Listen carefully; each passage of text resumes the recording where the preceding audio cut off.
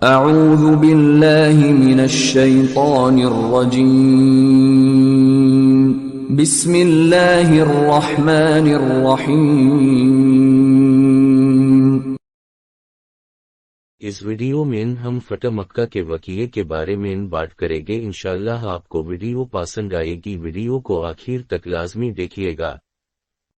جنگ احد میں ہزیمت کے بعد مسلمان اپنے کھوتے ہوئے وقار اور قوت کی بحالی میں بڑی لگن اور محنت سے ہمہ تن مصروف ہو گئے۔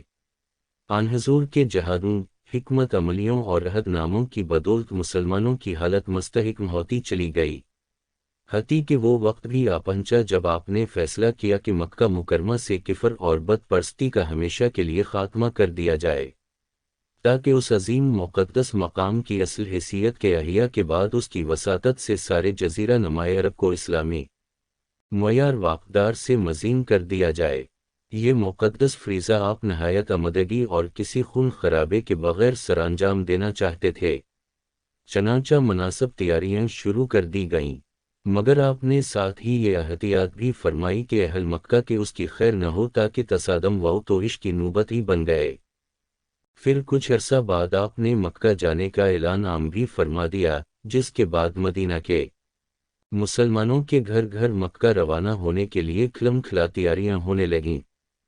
ایک عظیم الشان شکر کی قیادت میں حضور صلی اللہ علیہ وسلم رمضان المبارک ہجری 1 فروری 6620 کو مدینہ روانہ ہوئے اور 20 رمضان المبارک 1 فروری 1630 مکہ پہنچ گئے۔ مسلمان سپاہیوں کا یہ ٹھاٹھی مارتا ہوا سمندر 10,000 افراد پر مشتمل تھا۔ رستے میں مختلف قبائل کے لوگ بھی اس میں بکثرت شامل ہوتے رہے۔ حضور چونکہ ایک منجے ہوئے جو نیل اور ذی بصیرت سیاست دان ہونے کے علاوہ ایک راہ شناستہ بر بھی تھے، اس لیے آپ نے ایسا بھول بھلیوں والا راستہ اختیار کیا کہ کفار مکہ کو اس معاملے کی اس وقت خبر ہوئی جب لشکر اسلامی نے مکہ سے صرف 1 میل دور پہنچ کر مر الزہران پر پڑاؤ ڈال لیا تھا۔ جب مسلمانوں کے خیمے دور دور تک پھیل گئے اور رات کو سپاہیوں نے جابجا آگ روشن کی تہ و بنجر اور ریتلا علاقہ ایک حسین اور منور دادی کا نظارہ پیش کرنے لگا، اس عظیم الشان منظر سے کفار مکہ بہت مرغوب ہوئے۔ کفار کے سردار ابو سفیان خیمہ نبوی کے پاس سے گزرے تو محافظ دستہ نے انہیں پہچان کر روک لیا۔ حضرت عمر یہ تو اس کی گردن اڑ دینا چاہتے تھے، مگر حضور نے اسے معافی دے دی۔ ابو سفیان نے فورا اسلام قبول کر لیا۔ پھر اس نے اسلام سے قبل کی زندگی میں مسلمانوں پر کی ہوئی زیادتیوں پر ندامت کے انتظار پڑھے۔ جب ابو سفیان نے حضور سے رخصت ہونا چاہا تو شکر اسلام پوری آب و تاب سے مکہ شہر کی جانب بڑھ رہا تھا۔ حضور نے حضرت عباس سے کہا کہ ابو سفیان کو پہاڑ کی چوٹی پر لے جا کر کھڑا کر دیں تاکہ وہ اسلامی شکر کا جاہ و جلال اپنی آنکھوں سے دیکھ لے۔ ابو سفیان مسلمانوں کی فوج دیکھ کر بہت متاثر ہوا تو سعد نے اس سے طنزا کہا، آج ہی تو گھسان کی جنگ کا اصل دن ہے۔ بعد میں جب حضور کا خصوصی دستہ ابو سفیان کے سامنے سے گزرا تو اس نے سمجھ کا دل شکن فقرہ آپ کو شکایتہ سنایا۔ حضور نے اسے تسلی دی اور فرمایا، سنڈ نے بالکل غلط کہا تھا، آج تو خانہ کعبہ کی چھنی ہوئی اسدس سر نو بحال کی جائے گی۔ آج کا دن کٹے ہوئے کو امن دلانے کا دن ہے۔ یہ کہہ کے آپ سورہ فتح تلاوت کرتے ہوئے آگے نکل گئے۔ شکر اسلام نے آنا فانا سارے ملکہ کو محاصرے میں لے لیا۔ خالد بن ولید جو کب کے مسلمان ہو چکے تھے نے دائیں اور زبیر بن عوام نے بائیں جانب سے شہر کو گھیرے میں نے لیا۔ ابو عبیدہ پیادہ فوج کی کمان کر رہے تھے۔ صورتحال کے سرسری جائزہ ہی سے اہل مکہ کی اکثریت اس نتیجہ پر پہنچ چکی تھی کہ اب مسلمانوں کی مخالفت بے سود ہے۔ ویسے بھی وہ روز روز کی محض آرائیوں سے تنگ آ چکے تھے اور فوری امن و امان چاہتے تھے۔ تجارتی شاہراہ پر مسلمانوں کے قبضہ سے ان کی تجارت تباہ ہو رہی تھی اور وہ معاشی ابتری اور اقتصادی بحران سے نجات کے خواہاں تھے، مگر ان سب باتوں کے باوجود فتنہ انگیزوں کا ایک سخت جانگردہ ان میں بھی موجود تھا جو بدستور تنگہ اور تصادم پر تلا بیٹھا تھا۔ انہوں نے اوباشوں کا ایک چھوٹا سا جتھا بھی تیار کر لیا تھا اور مکہ کے ایک پہاڑ جبل خندمہ پر جا بیٹھے تھے۔ ابوجہل کا لڑکا اکرمہ ان کا سرغنہ تھا۔ انہوں نے خالد بن ولید کے دستوں کے 3 نامور مجاہدوں کو شہید بھی کر ڈالا تھا۔ اس پر فائدہ تیش میں آ کر ان پر ٹوٹ پڑے اور شرپسندوں کے 13 آدمی موت کے گھاٹ اتار دیے۔ باقی غنڈے بھاگ نکلنے میں کامیاب ہو گئے۔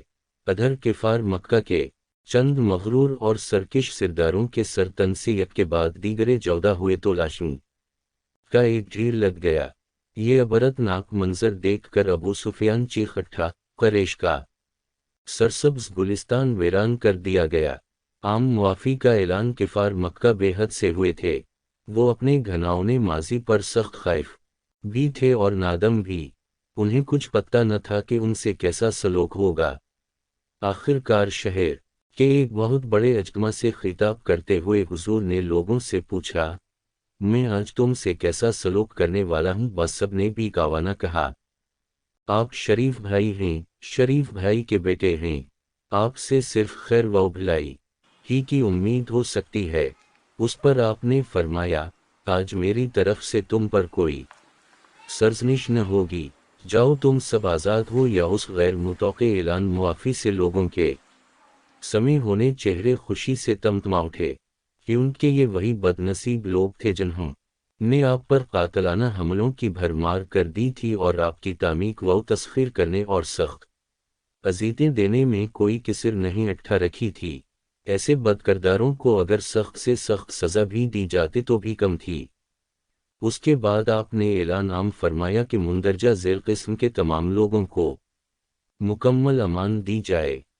وہ جو خانہ کعبہ میں داخل ہو جائیں، 2 وہ جو ہتھیار ڈال دیں، وہ جو ابو سفیان کے گھر پناہ لے لیں، اور وہ جو اپنے گھر کا دروازہ بند کر کے اندر رہیں۔ اس عام معافی نامہ سے صرف 17 ایسے افراد کو محروم کر دیا گیا جنہوں نے کچھ زیادہ ہی سنگین جرموں کا ارتکاب کیا ہوا تھا، چنانچہ اس قسم کے گنے چنے افراد کے سر قلم کر دیے گئے۔ اکرمہ بن ابوجہل کی بیوی ام حکیم اسی روزہ ایمان لے آئی، مگر اس کا شوہرین کی جانب بھاگ نکلا۔ ام حکیم اس کے پیچھے پیچھے میں جا پہنچی اور اسے اسلام کی دعوت دی۔ جب اکرمہ نے اسلام قبول کر لیا تو بیوی اسے اپنے ہمراہ مکہ واپس لے آئی اور حضور کے سامنے پیش کر دیا۔ حضور نے اسے بھی معاف کر دیا۔ اس پر فائدہ تیش میں آ کر ان پر ٹوٹ پڑے اور شرپسندوں کے 13 آدمی موت کے گھاٹ اتار دیے۔ باقی غنڈے بھاگ نکلنے میں کامیاب ہو گئے۔ ادھر کفار مکہ کے چند مغرور اور سرکش سرداروں کے سر تن سے یک کے بعد دیگرے 14 ہوئے تو لاشوں کا ایک ڈھیر لگ گیا۔ یہ عبرت ناک منظر دیکھ کر ابو سفیان چیخ اٹھا، قریش کا سرسبز گلستان ویران کر دیا گیا۔ عام معافی کا اعلان کفار مکہ بے حد سے ہوئے تھے۔ وہ اپنے گھناؤنے ماضی پر سخت خائف بھی تھے اور نادم بھی۔ انہیں کچھ پتہ نہ تھا کہ ان سے کیسا سلوک ہوگا۔ آخر کار شہر کے ایک بہت بڑے اجتماع سے خطاب کرتے ہوئے حضور نے لوگوں سے پوچھا، میں آج تم سے کیسا سلوک کرنے والا ہوں؟ بس سب نے بھی کاوانہ کہا، آپ شریف بھائی ہیں، شریف بھائی کے بیٹے ہیں، آپ سے صرف خیر و بھلائی ہی کی امید ہو سکتی ہے۔ اس پر آپ نے فرمایا، آج میری طرف سے تم پر کوئی سرزنش نہ ہوگی، جاؤ تم سب آزاد ہو۔ یا اس غیر متوقع اعلان معافی سے لوگوں کے سمے ہونے چہرے خوشی سے تمتما اٹھے، کیونکہ یہ وہی بد نصیب لوگ تھے جنہوں فتح مکہ کا اصل مقصد اسلام کی وسیع تر اشاعت اور بت پرستی کا مکمل خاتمہ تھا۔ اس وقت تک خانہ کعبہ میں 360 بت نصب ہو چکے تھے۔ کفار ان کا عقیدت سے طواف کرتے، ان پر قربانیاں دیتے، ان سے منتیں مانگتے اور چڑھاتے۔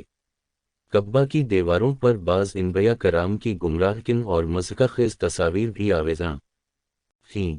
کعبہ کے مشہور بت کا نام نہیں تھا جسے سبت پرستوں کا خدائے اعظم سمجھا جاتا تھا، اسے یاقوت کے سرخ پھر سے تراشا گیا تھا اور اس کی شکل و صورت انسان جیسی تھی۔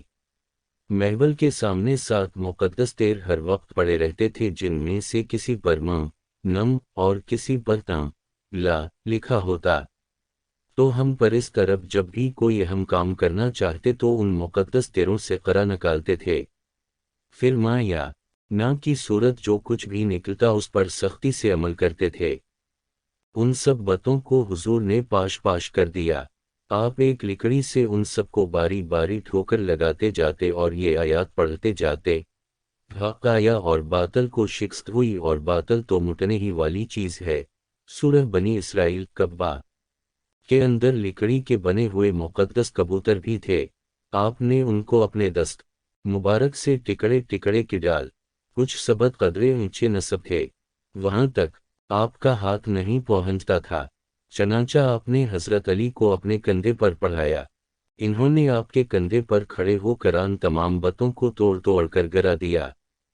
کیسے کہ اندر بعض نبیوں اور فرشتوں کی تصویریں اور مجھ سے بھی موجود تھے۔ حضرت ابراہیم اور حضرت اسماعیل کے ان مجسموں کے ہاتھوں میں جوئے اور فال کے تیر تھما دیے گئے تھے، ان لوگ مجسموں پر حضور کو سخت غصہ آیا، آپ نے فرمایا خدا قریش کو تباہ کرے، وہ خوب جانتے تھے کہ ان دونوں پیغمبروں نے کبھی جو انہیں کھلا یا کعبہ کی دیوار پر حضرت عیسیٰ کی رنگین تصویر بھی بنائی گئی تھی اسے بھی مٹا دیا گیا، مگر اس تصویر کے دھندے نقوش کچھ عرصہ بہت تک بھی کعبہ کی دیواروں پر نظر آتے رہے۔ خانہ کعبہ کے علاوہ مکہ کے نواحی علاقوں میں بھی متعدد بڑے بڑے بت نصب تھے جن کے ارد گرد حج کی سی رسمیں ادا کی جاتے اور بتان کعبہ کی طرح ان کا بھی بے مدح احترام ہوتا تھا۔ ان میں سے سب سے بڑے بت لات، منات اور مغربی تھے۔ جاہل عرب عوام کا اعتقاد تھا کہ خدا سردیوں میں رات اور گرمیوں میں عربی کے ہاں رہتا ہے۔ سبت پرستی کے ان چکروں میں سارا عرب بہت بری طرح پھنسا ہوا تھا۔ انہی برگزیدہ بیلتوں کی مخالفت کی وجہ سے کفارہ آپ کے جانی دشمن بن گئے تھے، مگر اب ان کے دن پورے ہو چکے تھے اور حضور کی ضریب کاری سے دیکھتے دیکھتے یہ سب بت اپنے اصل انجام کو جا پہنچے۔ کفر ٹوٹا، خدا خدا کر کے فتح مکہ اور تطہیر کعبہ کے سارے مراحل نہایت خوش اسلوبی سے طے ہوئے۔ مسلمانوں نے خود کو مار کی نہ کسی کو کرنے کا موقع دیا۔ اللہ کا گھر گرا کن بتوں، مجسموں اور تصویروں کی غلاظت سے پاک ہوا تو آپ نے حضرت بلال کو اندان کا حکم دیا، چنانچہ حرم کعبہ کی طہارت اور اس کی دیرینہ عظمت کی بحالی کے بعد مسلمانوں نے آپ کی امامت میں وہاں پہلی باقاعدہ نمازیں ادا کی اور اللہ تعالی کا شکر بجا لائے۔ مکہ کی فتح حضور کے اس تعمیری جہاد کی آخری کڑی تھی جس کی ابتدا بھی مکہ ہی سے ہوئی تھی۔ اس مبارک دن بڑے بڑے مجرموں کو بھی معافی دے دی گئی اور بغیر کسی تناؤ یا تصادم کے شہر کے کونے کونے کو اسلام کی روشنی سے منور کر دیا گیا۔ مکہ میں آپ نے تقریباً 2 ہفتے قیام فرمایا اور اس مختصر سے عرصے میں اپنے سارے من کو مکمل کر دیا۔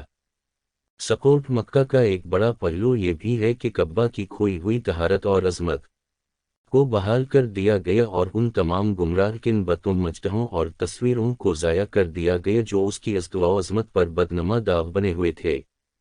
ہر خاص و عام کو فیاضانہ معانی دے کر مسلمانوں نے ایک ایسی مہذب روایت کی بنا ڈالی جو ہر فاتح کے لیے مشعل راہ بن سکتی ہے۔